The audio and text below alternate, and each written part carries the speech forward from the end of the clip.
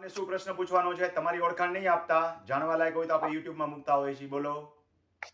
આપણે પ્રશ્ન છે કે આપણે રસ્તો છે ને રસ્તો અમારો હતો એ બંધ થઈ ગયો. રેલવે એક બાજુ રેલવે છે ને એક બાજુ ખેડૂતોના ખેતર છે. એટલે ખેડૂતોના ખેતર હતા ને એ બાજુ રેલવેનું કામ ચાલતું હતું ને એટલે એ રેલવે બંધ કર્યો હતો રસ્તો. ખેડૂતોએ ખેડી નાખ્યું રેલવે સુધી.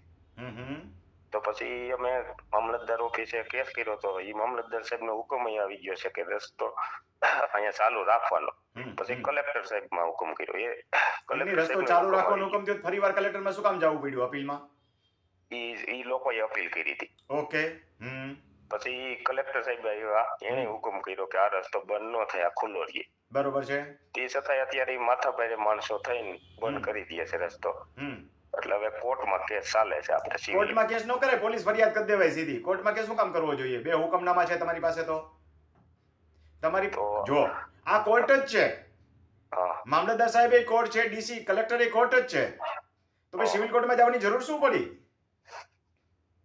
તમને? સમજો, એકવાર તમારી પાસે કોર્ટનો એક ચુકાદો આવી ગયો, સામેવાળો અપીલ માં ગયો, એ હારી ગયો, બરોબર છે? તો સિવિલ કોર્ટમાં તમે ગયા કે ઈ ગયો છે? ઈ ગયા. ઈ દરમિયાન તમારે પોલીસમાં ફરિયાદ ન કરી દેવાય રસ્તો ખુલ્લો કરવા માટેની? આપણે એટલી સમજણ ન હોય ને સાહેબ. કઈ વાંધો નહીં. અત્યારે મનાઈ હુકમ લઈ લીધો તમે ચાલુ રાખવા માટે, તમે મનાઈ હુકમ મેળવી શકો.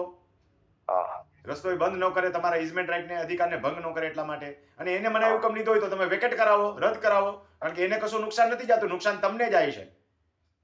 સમજો, એને મનાઈ હુકમ ન મળે, રસ્તો મેળવવા વાળાને મનાઈ હુકમ મળે, રસ્તો બંધ કરવા વાળાને મનાઈ હુકમ ન મળે, એનાથી એને નુકસાન નથી જતું, નુકસાન તમને જાય છે. તો તમારા એડવોકેટે એને મનાઈ હુકમ મેળવ્યો હોય તો રદ કરાવવો જોઈએ. એને મનાઈ હુકમ મેળવ્યો છે કે નથી મેળવ્યો? નહીં, એને પાસે હુકમ એવો છે જ નહીં કોઈ. તો તમે મનાઈ હુકમ મેળવી લ્યો ને, કામ ચલાવો. સિવિલ કોર્ટમાંથી તમને કામ ચલાવો મનાઈ હુકમ 2 દિવસની અંદર મળી જાય. તમને અક્ષમ્ય નુકસાની થાય છે કાયદાની પરિભાષામાં. એને કશી નુકસાની નથી થતી રસ્તો બંધ કરવા વાળાને. એને તો નહીં, અમને થાય છે. અમે તો તમને નુકસાની જાય છે તો તમે સિવિલ કોર્ટની અંદર કામ ચલાવો, મનાઈ હુકમ મેળવી લ્યો. આપણો વેકેટ કરાવવા આવશે ને વેકેટ નહીં થાય એટલે કાયમી મનાઈ હુકમ થઈ જશે. નીચેથી ન મળે તો ઉપલી કોર્ટમાં લ્યો. નીચલી કોર્ટમાં ન મળે તો ઉપલી કોર્ટમાં 2 દિવસમાં મળી જશે. બધા ભેગા થઈને લ્યો એટલે ભાડે પડતો ખર્ચો વેચાઈ જાય. કેટલા જણા છો એમાં રસ્તામાં હાલવા વાળા? 9 જણા. 9 જણા તો ઓહો, પેલું ગીત છે ને, એક અકેલા થક જાયેગા સાથી હાથ બટાના. 9 જણા ભેગા થઈને મને હુકમ લ્યો, ભાડે પડતો ખર્ચો કઈ નહીં આવે, મને હુકમ મળી જશે ઉપલી કોર્ટમાંથી આરામથી. હાઈકોર્ટમાં જવું પડે તો અઘરું નહીં પડે તમને.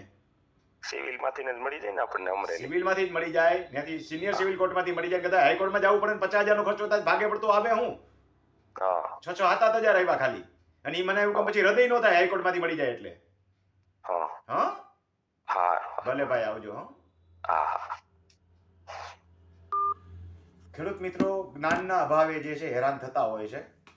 ઘણી બાબતો એવી હોય, 9 જણા છો ને સામે 1 જણો છે તો થકવાડી ન દઈએ ને. ગેરકાયદેસરની વાત નથી કરતો, કાયદેસર રીતની વાત કરું છું. ખેડૂતો પાસે જ્ઞાન પ્રમાણમાં થોડું ઓછું હોય છે. ચાલો, આ ખેડૂતને લાગુ નથી પડતું, પણ કંઈક એને એક જોક કરી દઈએ આપણે. એક અભણ બેન હતા, એને એક ફોન આવ્યો, એને ઘરવાળાને પકડાયો. એ કે લ્યો, એ કે શું છે? એ કે એક કિસ કરવાની વાત કરે છે. એના ઘરવાળાએ વાત કરી, પછી ફોન મૂકી દીધો. કે ગાંડી, એક કિસ કરવા વાળાનો ફોન નતો, આ એક્સિસ બેંકનો ફોન હતો. હવે એક્સિસ બેંકનું એક કિસ થઈ જાય. તો ખેડૂત મિત્રો, કાયદાનું અર્થઘટન પણ આવું જ કંઈક છે કે એને સિવિલ કોર્ટમાં ગયો છે તો તમને મનાઈ હુકમ મળે, રસ્તો બંધ કરવાનો મનાઈ હુકમ શેનો મળે? અને મળ્યો હોય તો વેકેટ થઈ જાય. અને આપણે આપણા મનાઈ હુકમ માટે હકદાર છીએ, કારણ કે આપણને અક્ષમ્ય નુકસાની થાય છે. અને રસ્તા અંગે 2 વખત આપણી ફેવરમાં આવ્યો છે તો ત્રીજો ફેસલો પણ આપણી ફેવરમાં જ આવે. આ તો એને ગૂંચમાં નાખવા માટે સિવિલ કોર્ટમાં વયા ગયા છે, પણ એનો ઉકેલ એ હોય છે